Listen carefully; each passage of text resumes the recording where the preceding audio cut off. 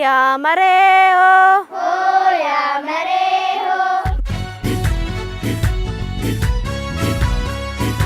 Journalin OBN game ka ittiin beekamu dhaloota qaree seenaa aadaa fi duudhaa isaanii bara akka guddatan taasisuudha.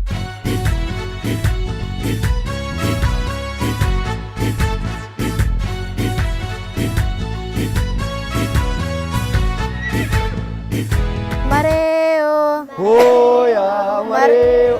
Baga nagaan nu dhuftan baga.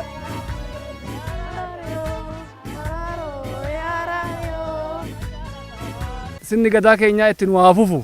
Daa'imman mana barumsaa naabiyaa dirraa dhufan kanallee kan addunyaa bulchaa ta'ani. Ne bisan ofalcha. Minya tai. Foddu tai. Alalas. Alagal. Adabongo. Gobni geerarse. Barattoota mana barumsaa naaf yaad wajjin ta'uudhaan qophiilee adda addaa isin biraan geenya.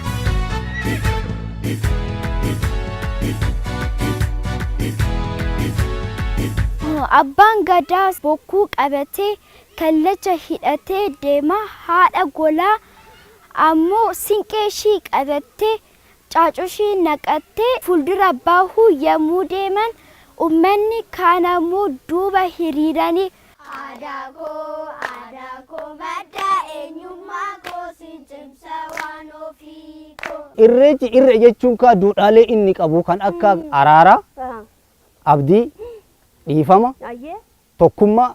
Ofiis qofaa miti ormaafuu ni oolta. Itoophiyaa tartee addunyaadhaa taata. Haqummaa ni qabda gootummaan kees adda. Every Oromo people's happy celebration Irreecha Day.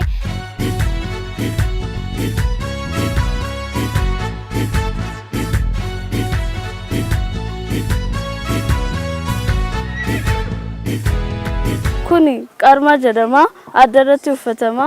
Manni barumsaa naaf yaade barattoota barnoota gadaa fi safuu barsiisee aadaa isaanii beekanii akka guddatan taasisaa jira.